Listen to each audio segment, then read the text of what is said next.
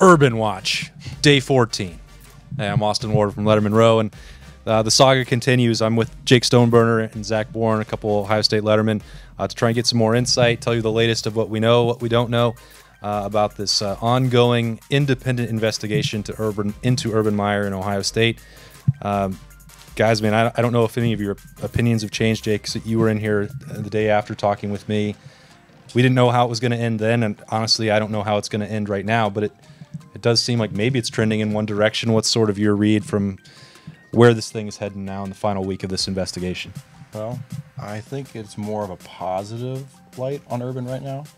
I think his chances of staying around are obviously going to be a little bit better. I think the way the media broke some of these stories and what's come out afterwards, it was maybe a little quick to pull the trigger on all of us saying stuff. We still don't have every detail, so it's hard to really say what's truly going to happen. But the way I feel like the media and people from press from Ohio State seems like good news is going to come out, but also we haven't heard anything, so we're all speculating. You know? Yeah, it's been really fun to do that, and that's also since Ohio State's not let us cover the team in the 2 weeks that camp has been open. There's been nothing to do but read through Facebook posts and find Reddit information from lawyers, and it's been absolutely crazy. Zach, I know. Right after this came out, you were outspoken about how this should have been handled for Zach Smith and Courtney Smith and Urban Meyer. For anybody who's not familiar with kind of what you've thought of the last couple of weeks, what was your first reaction?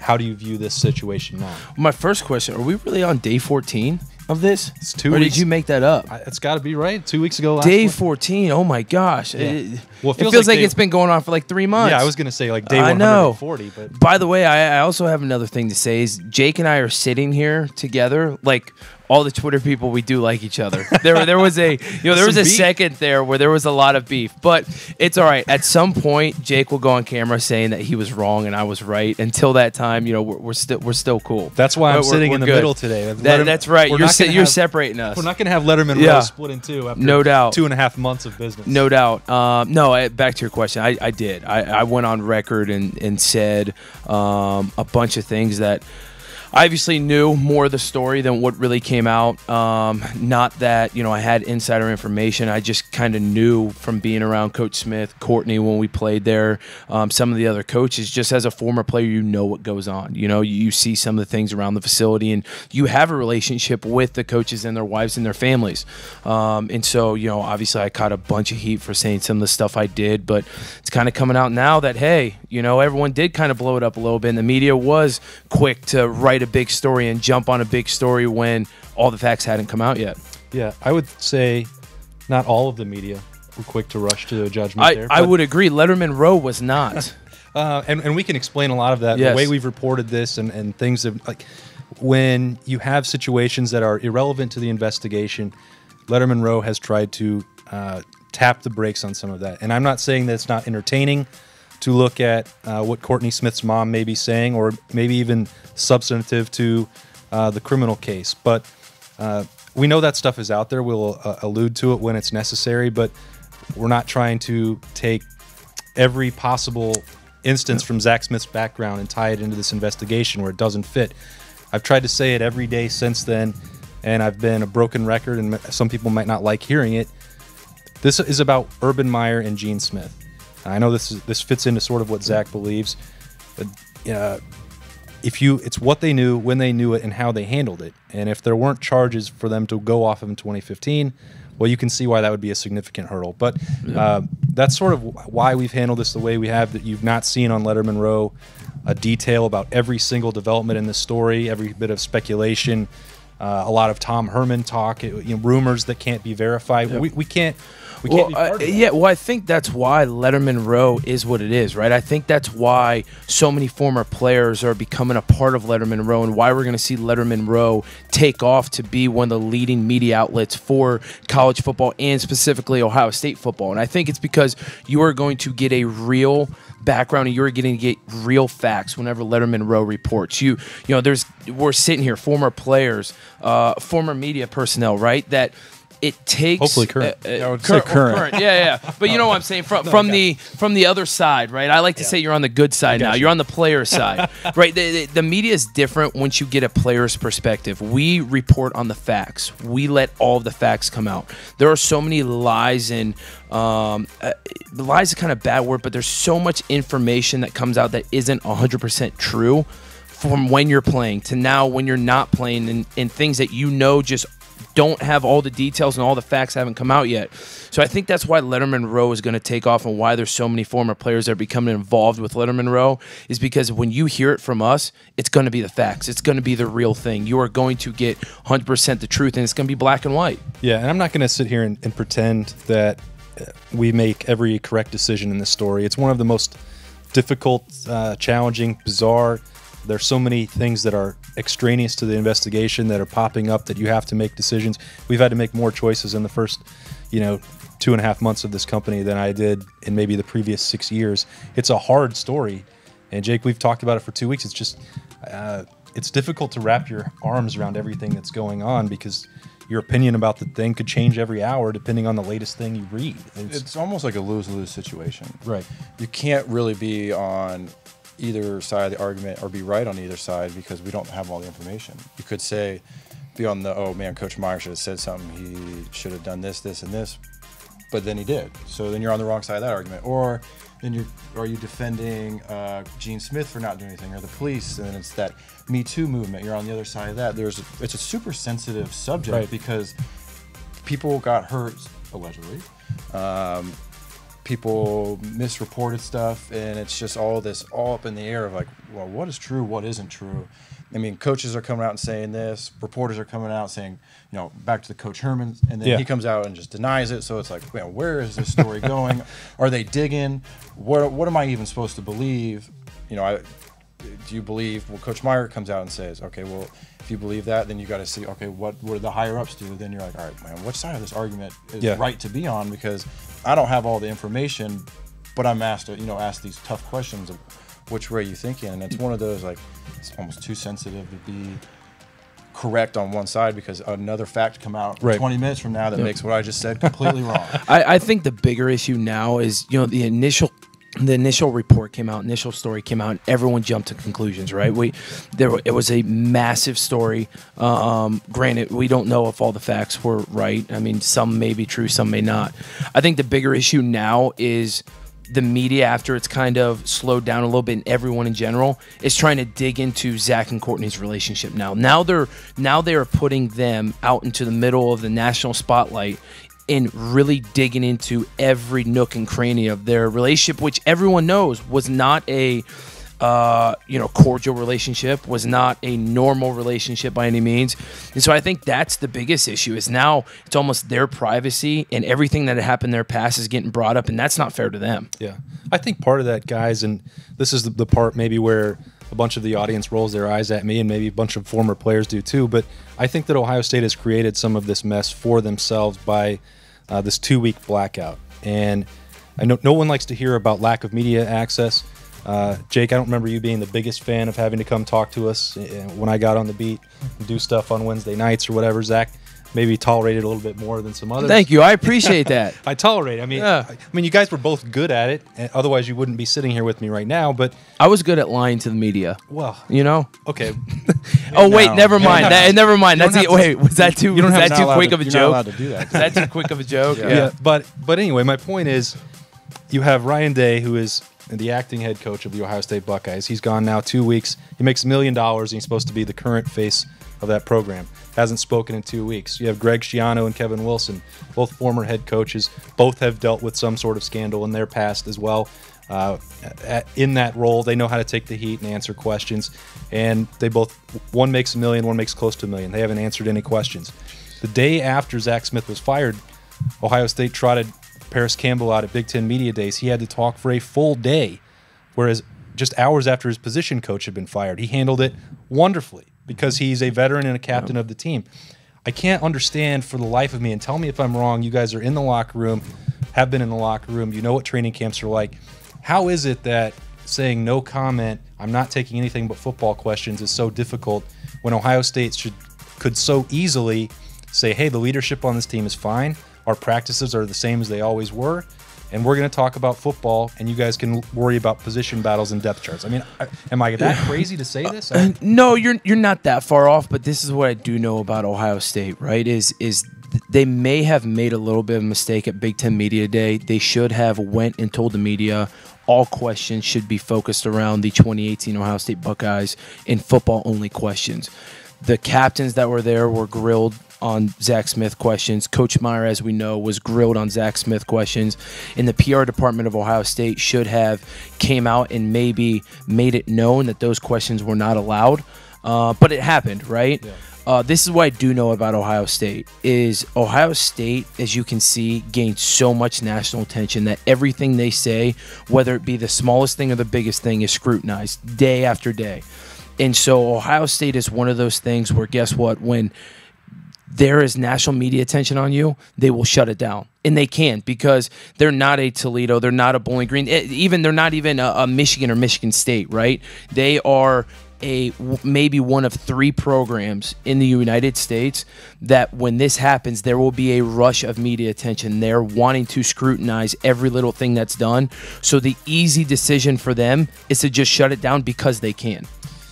I would chime in, and I'm with Zach. As a former player, you all this media going around, and you're in the dog days of training camp, you don't care.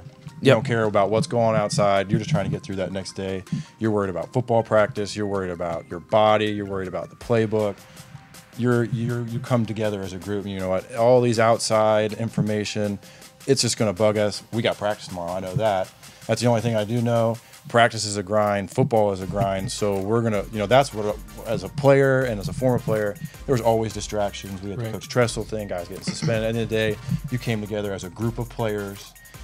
Coaches are not, majority of the time, no coaches. It was like us players, we're coming together, we got work to do. Yeah. And as a former player with media obligations, there's some media outlets that, guess what, are really cool, they're really easy to deal with, and they're fun, right? But there are some that are a pain, and you don't want to talk about it. Jake will probably even tell you that when you're a former player and you're talking to your parents, you're talking to family, you're talking to your friends, when you talk to them during training camp, when you talk to them during the season, they ask you football questions. That's your family, let alone it's not the media, right, who sometimes are the first to turn your back on you. So I think, and I didn't want to answer those questions. And my family, I'm like, just leave it, right? I don't want to talk about football when I'm away from it. So I think Ohio State is doing the right thing, as in Jake said. Those guys just want to concentrate on football right now. What hit them 2 weeks ago was a bombshell. Granted, I think those guys are handling it great. I actually think they're coming together closer than what they were. This actually may be a great thing for them because there's going to be some leaders that are stepping up. The team's going to become closer. And actually, I feel sorry for the first couple opponents that they play. Could give a chip on the shoulder. Yeah, no doubt. It definitely puts a chip on their shoulder. But I think this is the best thing for them because they just want to concentrate and play football right now. I do think that has kind of changed the mentality of this team. I mean, this was a college football playoff team. It's supposed to be the most dynamic new offense, and college football playoff or bust. It's a different storyline for this team. Oh, they're harping that in there. You can guarantee this is going to be a distraction. We're not going to have our head coach. We're not going to have this. It's business as usual. We're here to win and here to win it all. I do agree with you. I think the coaches are responsible. They should be able to come to talk to the media. It's kind of their job. Yeah. This is a big headline. Leave the players out of it. Let them work. They're in the dog days of training camp. As a head guy getting paid $1 million, Shiano getting close to $1 million.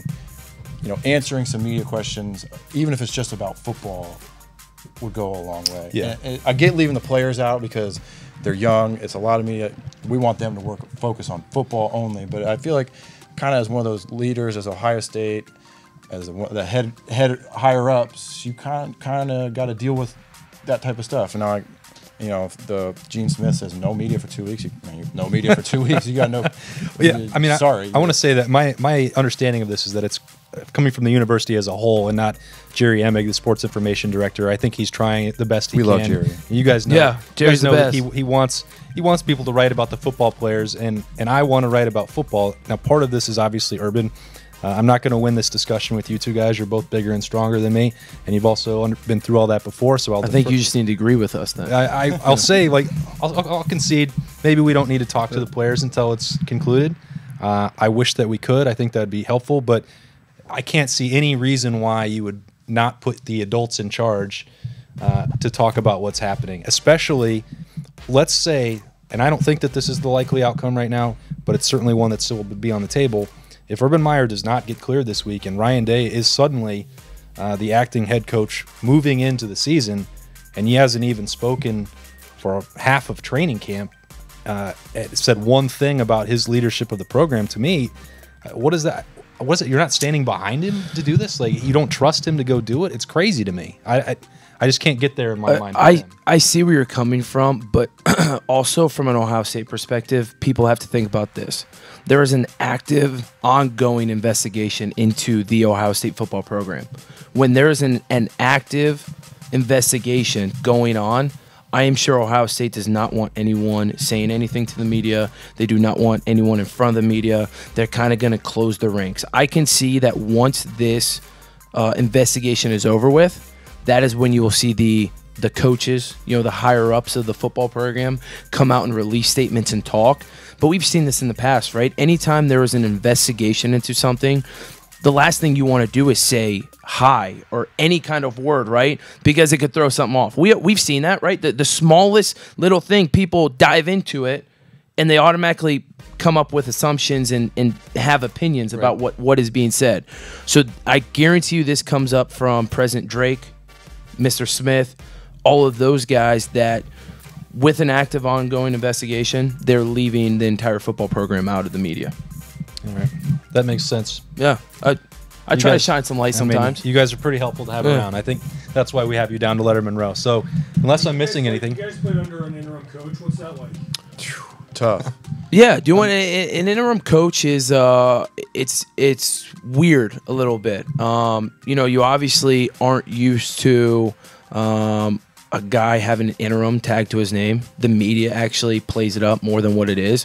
I would say playing under Coach Fickell and him being an interim coach, it was more of what the outsiders said than the way you interacted within the team. Jake can maybe, back me up on this or give his own opinion, but, with your position coaches, it kind of stays the same, right? That's who you spend 90% of your time with. The other 10%, the head coach is involved, and it gets a little bit different when there's an interim coach. But 90% of the time, you're acting like it's day-to-day. It's the tag of interim and the media and the outsiders and Buckeye fans, which, blow it up to make it a bigger deal than what it is. I think we did see that, Jake, when there was an the only open practice so far, about half an hour last Tuesday.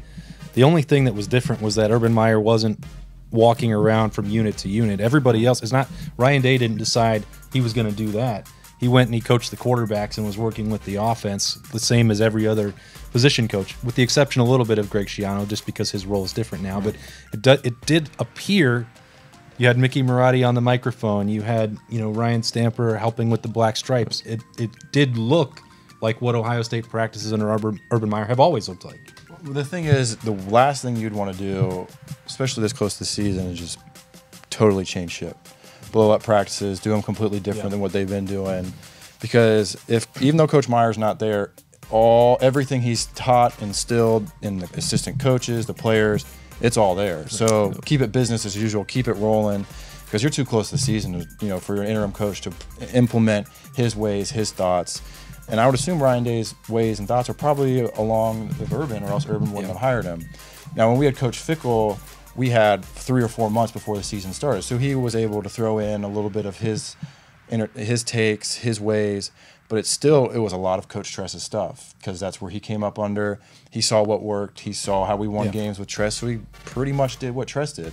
And I would assume Coach Day would probably do the same. He's going to do it how Urban had, especially being this close to this season. It would be really stupid to flip and do it all different. Like, I'm Coach Day's ways now. Yeah. I don't know if guys would buy in. They want to buy into what they had. They had this thing rolling. Let's keep it rolling. Why switch up winning now? I get our head man isn't here, but we can keep on following his ways. Maybe next year, if something all is changed and Coach Day is the head, then he implements the stuff. But until then, it's still Coach Meyer's team and his program. Yeah, and I think the bigger thing between this and Coach Tressel's situation is Coach Tressel's situation involved 6 or 7 players, right? Which a lot of them were starters. This doesn't involve any players. This is a coach's thing. The team is still together. The team is not divided. Heck, I think it brings the team closer together, as I stated before. So yeah, the Coach Tressel situation, you're losing your coach and you're losing, really, there were 4 or 5 really key players that were involved in that investigation that ended up getting suspended from that. And so that kind of, hurts a team, that hits a team a little bit harder than, let's say, losing a coach. Yeah, we'll see if that winds up making a big difference, if that helps Ohio State. If it hurts, we're going to get some resolution, hopefully, very soon. The deadline is supposed to be by Sunday. That's according to the independent investigators. They gave it a 2-week timeline. Maybe it'll be wrapped up later in this week. Are we taking over-unders on that? I would like to. Shoot, it could be in 10 minutes. I mean, if I could influence the outcome by smashing on the under, I would definitely do that. There you go. I am sick and tired of covering this story. I want to get back to football. These guys can certainly recognize that and the importance of that, even if they didn't always like talking to me back on the other side. They're having fun with me now. It's Jake Stoneburner, Zach Boren. This is Lettermen Row. We're going to have Ohio State coverage no matter if we have access or not. We're going to keep covering this team. Thanks for joining us.